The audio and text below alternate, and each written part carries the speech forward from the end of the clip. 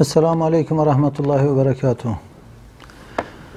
Kıymetli dostlar, alem-i İslam'ın içinde bulunduğu şu vahim vaziyetin en büyük sebebi aramıza giren tefrika, aramıza sokulan kin, nefret, tekfircilik hastalığı, birbirini müminlerin hazmedemeyişi, birbirinin başarısını, gayretini, çabasını hazmedemeyişi gibi birçok sebep maalesef aramızdaki tefrikayı körüklemekte ve bunu da İslam düşmanları elbette bilinçli bir şekilde bir proje şeklinde yürütmekte, ancak onların bu projesine içeriden de kimi zaman şeytana, nefsimize uyarak destek veriyoruz.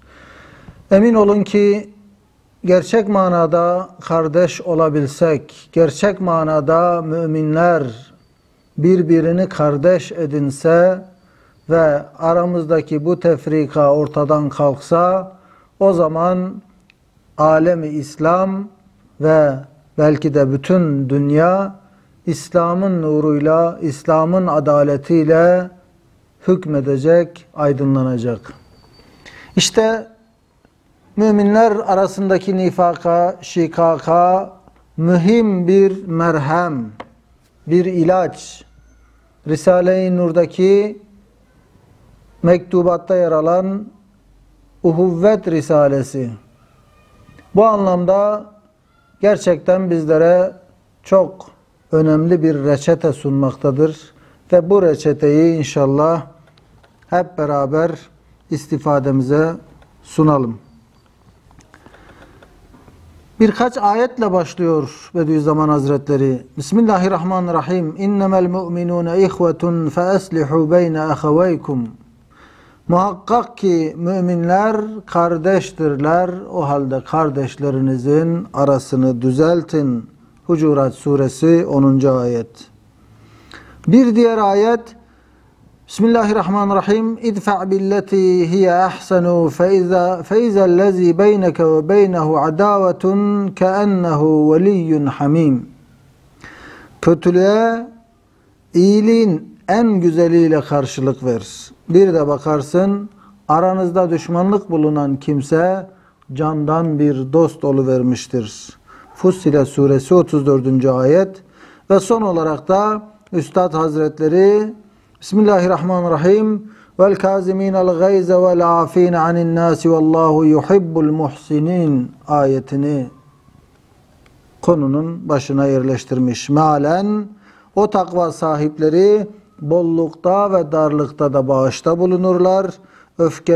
Öfkelerini yutarlar ve insanların kusurlarını affederler. Ali İmran Suresi 134. ayetlerini almış. Aslında bu üç ayet de uhuvvetle, konumuzla alakalı, kardeşlikle alakalı önemli tespitler, önemli düsturlardır bizim için, temel düsturlardır. Müminlerden nifak ve şikak, kin ve adavete sebebiyet veren, düşmanlığa sebebiyet veren tarafgirlik ve inat ve haset hakikatçe muzırdır. Hikmetçe muzırdır, zararlıdır. İnsaniyeti kübra olan İslamiyetçe muzırdır, çirkindir, merduttur. Yine hayat-ı şahsiye veya hayat-ı içtimaiye nazarında dahi merduttur, çirkindir. Ve manevi hayat nazarında, hayat-ı maneviyece de çirkindir, merduttur. Ve hatta hayat-ı beşeriye için bu nifak ve şikak zehirdir. Peki bu hakikatin delilleri nelerdir diye sorduğumuzda şu hakikatin gayet vücuhundan 6 vecihini, 6 yönünü beyan ediyor Üstad. Birinci vecih, hakikat nazarında zulümdür. Müminler mabeynindeki arasındaki nifak ve şikak, kin ve haset hakikat nazarında zulümdür diyor Üstad ve şöyle bir temsil ile konuya açıklık getiriyor. Ey mümine kin ve adavet besleyen insafsız adam.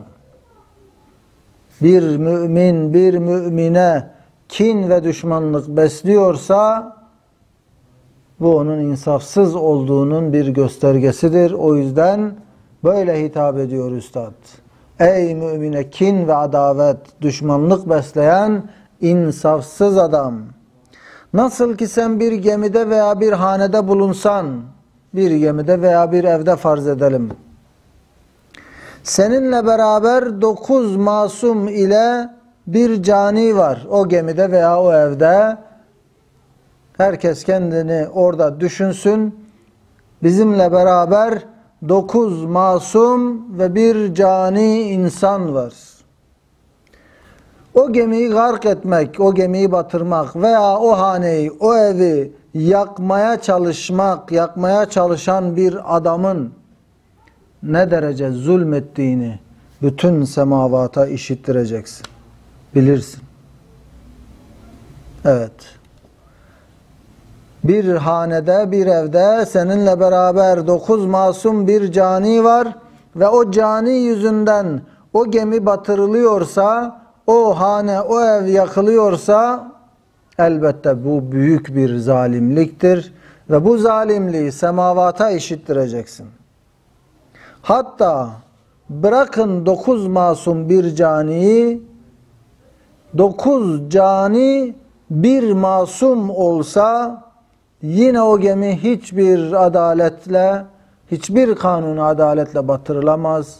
O ev, o hane ihrak edilemez, yakılamaz. Peki neden verdi Üstad bu örneği? O sefine yani o gemi veya o haneyi ne olarak düşünüyoruz? Bir mümin kardeşimizin şahsiyetini düşünüyoruz. O gemi hükmünde. Aynen öyle de sen bir hane-i Rabbaniye veya bir sefine-i ilahiye olan bir müminin vücudunda iman ve İslamiyet ve komşuluk gibi 9 değil 20 sıfat-ı masume varken sana muzır olan, sana zarar veren bir cani sıfatı yüzünden, hoşuna gitmeyen bir kötü sıfatı yüzünden ona kin ve adavet bağlamakla, düşmanlık bağlamakla işte o manevi vücudu, müminin o vücudunu da bir hane olarak düşünelim, bir gemi olarak düşünelim. İşte iman gibi, İslamiyet gibi, komşuluk gibi bir değil, 3 değil, 20'den fazla masum sıfat varken sana zararı dokunan bir masum, bir cani sıfatı yüzünden onunla ilişkini kesmek, ona kin ve düşmanlık beslemek, işte aynen o gemiyi batırmak gibi, o haneyi yakmak gibi büyük bir zalimliktir. Dolayısıyla müminin mümine kin ve adavet beslemesi hakikat nazarında zulümdür. Çünkü o mümindeki güzel hasletler var. Bir veya birkaç kötü hasleti yüzünden onu tümden yok saymak, aynı şekilde o bütün masum sıfatlarını da o cani sıfatına kurban etmek demektir.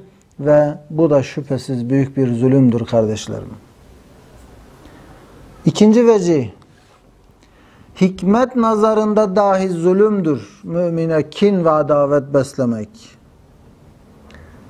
Zira malumdur ki adavet ve muhabbet nur ve zulmet gibi zıttırlar. Adavet ve muhabbet yani düşmanlık ve sevgi aydınlık ve karanlık gibi birbirine zıttırlar. Hakiki manada ikisi bir arada bulunamazlar. Nasıl aydınlık geldiğinde karanlık kaybolur, karanlık hakim olduğunda aydınlık kaybolur. Çünkü ikisi zıttır ve aynı anda bir arada bulunmaları mümkün değildir. Aynen öyle de adavet ve muhabbet de zıttırlar ve her ikisi hakiki manada bir kalpte bulunamazlar. Eğer birisi hakimse, örneğin eğer muhabbet kalpte hakimse, kendi esbabının rüçhaniyetine göre, yani muhabbeti gerektirecek sebepler kalpte yer etmiş, o zaman muhabbet hakimse, o vakit adavet mecazi olur. Yani düşmanlık hakikat olmaktan çıkar, mecazi olur, acımak suretine inkılap eder, acımaya dönüşür. Yani evet, hani müminin kalbinde, yüreğinde elbette Allah'ın vermiş olduğu duygular vardır. Kin, nefret, düşmanlık da Allah tarafından mümine emanet edilmiş duygulardır. Bu emanetleri nasıl kullanacağı ile ilgili imtihana tabi tutulmaktadır insan. İşte eğer müminin kalbinde bir mümine karşı muhabbet sebepleri galipse, o zaman o kin veya düşmanlık dediğimiz şey hakiki manada orada yer edinemez. Nasıl varlığını sürdürür? Acımak suretinde. Acımaya dönüşür. Mümin kardeşinin fenalığına kin gütmez. Acır. Çünkü onun o fenalığı, onun o kötülüğü ona zarar veriyor. Belki onun azabına sebep olacak. Bu yüzden acımak müminin kalbinde mümine karşı oluşması gereken duygudur. Evet, mümin kardeşini sever ve sevmeli, fakat fenalığı için yalnızca acır. Belki tahakkümle değil, lütufla ıslahına çalışır. Yani kardeşlerimizden gördüğümüz hataları şöyle bir herkes göz önüne getirsin. Bazen çok fevri davranabiliyoruz. Hemen ya sapkınlıkla suçlayabiliyoruz, ya dalaletle suçluyoruz veya artık aramızda neredeyse barındırmayacak kadar taşlamaya başlıyoruz. Oysa mümin mümini sevmeli, fenalığına karşı yalnız acımalı ve tahakkümle değil, yani ona karşı sertlikle, baskıyla değil, lütufla ıslahına çalışmalı. Ona daha latif davranacak, yumuşak davranacak. Ona tıpkı evladının yaptığı büyük yanlışlardan dolayı ona acıyıp onun o yanlışlardan dönmesini isteyen bir anne gibi. Öyle yaklaşmalı mümin bir mümine. Onun için Nas-ı hadis ile bir müminin bir müminden 3 günden fazla küskün kalması yasaktır buyurmuş Peygamber Aleyhisselatü Vesselam. O 3 günlük sürede elbette o 3 gün boyunca da küs kalması doğru değildir ama o yaşadığı her neyse o mağduriyet veya uğradığı haksızlık hani onu sindirebilmesi için yeterli bir süredir. Hayatı, dünyayı, ahireti, hesabı, kitabı iyi yapabilmesi için yeterli bir süredir. Allah kuluna acıdığı için ona verdiği o duyguları en iyi bilen Allah'tır elbette. Nasıl baskılayabileceğini, nasıl kullanabileceğini en iyi bilen Allah'tır ki peygamberi vasıtasıyla küskünlüğü 3 günden fazlasını kabul etmiyor Rabbimiz. Evet, peki eğer düşmanlık galipse kalpte, o zaman muhabbet, yani bir müminin mümine karşı gerçek manada kalbinde kin ve nefret varsa ve bu ona hükmediyorsa, o zaman ayetin gereğince mümine karşı sevgi nerede kalacak? O zaman o sevgi hakikat olmaktan çıkar, mecaziye dönüşür ve ne olur? Muhabbet tasannu ve temellük suretine girer. Yani artık o gösterdiği veya iddiasında bulunduğu muhabbet, sevgi yapmacık bir suret alır ve dal kavukluğa dönüşür. Ey insafsız adam! Buraya dikkat kesilelim kıymetli kardeşlerim. Gerçek manada bir mümine kin ve düşmanlık beslemek nasıl bir şey? Ey insafsız adam! Şimdi bak ki mümin kardeşine kin ve adavet ne kadar zulümdür. Çünkü sen nasıl ki adi küçük çakıl taşlarını Kabe'den daha ehemmiyetli veya Cebeli Uhud Dağı'ndan daha azametli dersen çirkin bir akılsızlık edersin. Aynen öyle de Kabe hürmetinde olan iman ve Cebeli Uhud azametinde olan İslamiyet gibi çok efsaf-ı İslamiye muhabbeti ve ittifakı istediği halde mümine karşı adavete sebebiyet veren ve adi taşlar hükmünde olan bazı kusurları iman ve İslamiyete tercih etmek o derece insafsızlık ve akılsızlık ve pek büyük bir zulüm olduğunu aklın var ise anlarsın. Tekrar söyleyelim. Adi küçük çakıl taşlarını Uhud Dağı'ndan daha büyük görmek nasıl bir akılsızlıksa, adi küçük taşları Kabe'den daha ehemmiyetli görmek nasıl büyük bir akılsızlık, insafsızlıksa, müminin imanı Kabe hürmetindedir. Müminin İslamiyeti Uhud Dağı azametindedir ve kusurları ise çakıl taşı hükmündedir.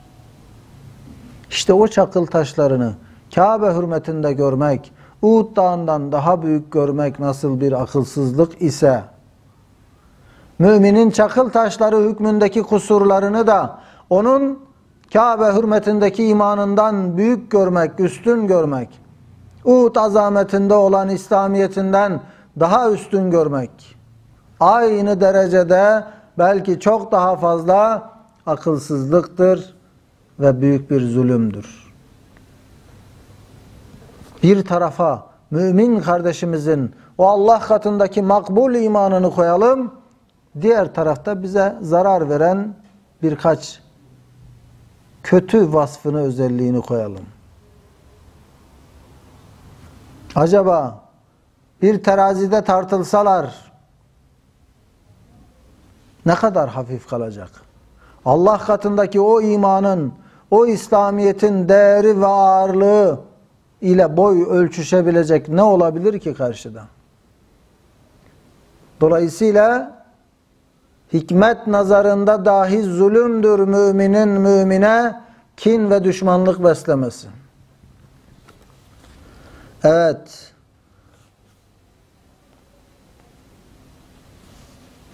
Ey insafsız adam! Ey insafsız adam! Şunu bil ki tevhid-i imani elbette tevhid-i kulubi ister.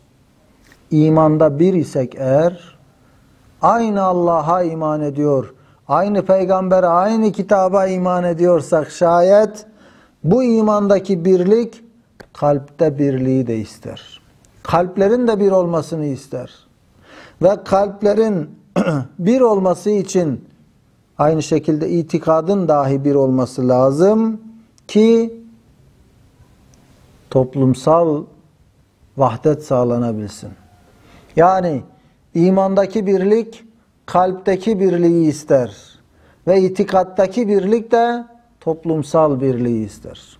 Madem aynı şeylere itikadımız var, inancımız var, o zaman toplum olarak neden ayrışıyoruz? Toplum olarak neden birbirimize kin besliyoruz? Evet, inkar edemezsin ki sen bir adamla beraber bir taburda bulunmakla o adama karşı dostane bir rabıta anlarsın, dostane bir bağ anlarsın. Bir adamla bir taburda bulunmuş olmak. Yani askerlik yapanlar veya askerlik gibi böyle farklı bir diyarda, bir ortamda, gurbette bulunanlar. Bir kişiyle aynı ortamda bulunmuş olmak. Askerlik örneğini verdi madem üstad, o örnek üzerinden gidelim. 30 yıl önce filan şehirde filan kesle ben aynı taburda askerlik yaptık. Tek ortak noktamız bu. Ve bu tek ortak nokta dahi benim ve benimle beraber askerlik yapan o şahıs arasında nasıl bir muhabbete sebep oluyor biliyoruz değil mi? Veyahut zamanında aynı okulun yurdunda bir sene beraber kaldık. Bırakın aynı odada kalmayı, aynı binada kalmış olmanın verdiği, o ortaklığın verdiği, ortak noktanın verdiği bir muhabbet oluşur değil mi?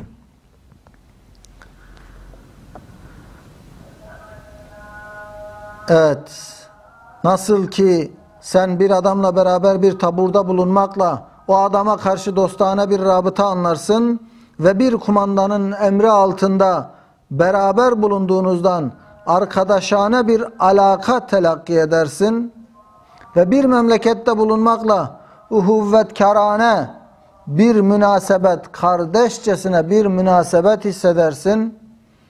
Halbuki imanın verdiği nur ve şuur ile ve sana gösterdiği ve indirdiği esma-i ilahiye adedince vahdet alakaları ve ittifak rabıtaları ve uhuvvet münasebetleri var. Düşünün, yurt dışında sadece kendi memleketimizde gördüğümüz birisiyle karşılaşıyoruz. Nasıl bir muhabbet olur değil mi? Almanya'da, İngiltere'de, Amerika'da kendi hemşehrimle karşılaştım. O şehirde aslında bir muhabbetimiz de yoktu ama o gurbette o basit küçük ortaklık nasıl bir muhabbet oluşturdu? İşte halbuki imanın verdiği nur ve şuur ile ve sana gösterdiği ve bildirdiği esma-i ilahiye adedince vahdet alakaları var benim kardeşimle. Esma-i ilahiye adedince vahdet alakaları var. Ortak noktalarımız var. İttifak rabıtaları var. Bizi birbirimize bağlayacak bağlar var. Mesela her ikinizin Halıkınız bir, Malikiniz bir, Mabudunuz bir, Razıkınız bir, bine kadar bir. Hem peygamberiniz bir, dininiz bir, kıbleniz bir, yüze kadar bir. Sonra köyünüz bir, devletiniz bir, memleketiniz bir, ona kadar bir.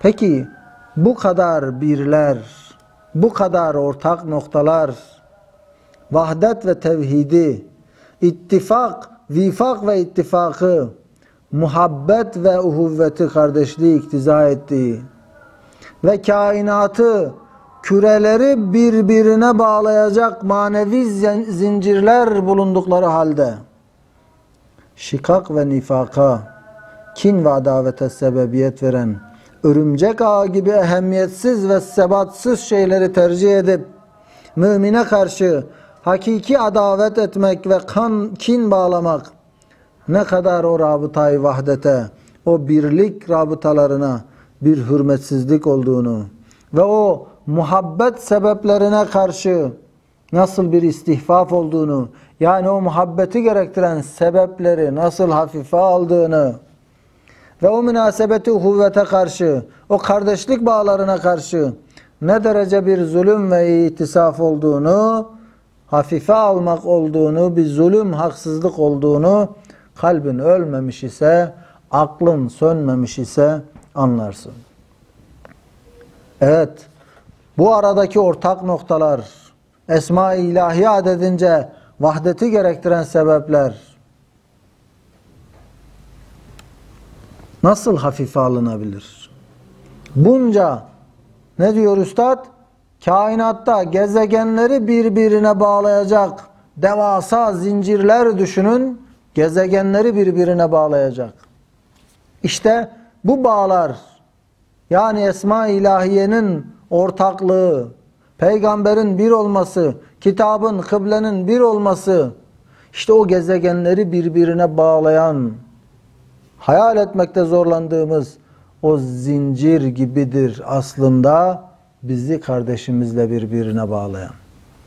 Bu kadar sağlam bağlar varken, bu kadar muhabbet sebebi, bu kadar uhuvvet, kardeşlik sebebi olan bağlar varken, örümcek ağı kadar kıymetsiz, sebatsız, küçük şeylere takılıp, kin ve düşmanlığa yeltenmek, hangi akla sığar, hangi vicdana sığar? Ne olursa olsun, bunlarla kıyaslandığında, çok basit, çok hafif kalır. Gerçekten mümin kardeşimiz, gerçekten Müslüman kardeşimiz, onunla olan ortak noktalarımız diğer bütün kusurlardan çok daha ağır, çok daha büyük bağlardır. İşte böyle düşündüğümüzde, yani bir mümin kardeşimize karşı tamamen böyle onunla diyaloğu kesmeye götürecek bir sorun, bir sıkıntı yaşadığımızda bizi birbirimize bağlayan bu bağları hatırlayalım dostlar. Bu bağları koparıp atabilmek kimin haddinedir? Allah bizi böyle sarsılmaz bağlarla birbirimize kenetlemişken nasıl olur da bu bağları çözüp küçük sebeplerle, küçük bahanelerle düşmanlığa yeltenebiliriz? Rabbim bizleri affeylesin. Rabbim aramızdaki o kardeşlik bağlarını hakiki manada idrak edip onlara sarılanlardan eylesin. Evet dostlar, o halde bizim kardeşlerimizle olan münasebetimizde öncelikli bakış açımız imandaki, İslam'daki birliğimiz olacak. Ne kadar kusuru olursa olsun, ne kadar eksikliği olursa olsun ve ne kadar bana zararı dokunmuş olursa olsun, bunların hiçbirini onun İslam'ından, onun imanından üstün görme hakkını elde edemem. Allah bunu bizden kabul etmez. Ya eyyühellezine amenu, ey iman edenler, birbirinizle kardeş olun diyor Rabbimiz. İnnemel mu'minune ihvetun diyor Rabbimiz. Ve kardeşlerinizin arasını düzeltin. Sadece kardeş olmakla yetinmeyin. Evet, siz kardeşlik noktasında üzerinize düşeni yaparsınız. Siz kin gütmezsiniz, düşmanlık etmezsiniz. Ama bununla yetinmeyin diyor Rabbimiz. Birbirine kin besleyenlerin arasını da düzeltin. Ben üzerime düşeni yapıyorum, ben kimseye kin gütmüyorum, kimseye düşmanlık etmiyorum, herkesi kardeşim görüyorum demek yetmez. Eğer birbirine kin güden, birbirine düşmanlık eden müminleri, kardeşlerimizi de bir araya getirmek için bir çabanın içerisinde değilsek, vahdeti tesis etme noktasında bir maksat, bir gaye gütmüyorsak, yine mesulüz, yine sorumluyuz. Amin. Velhamdülillahi Rabbil alemin. Ve salatu ve selamu ala seyyidina Muhammedin el emin.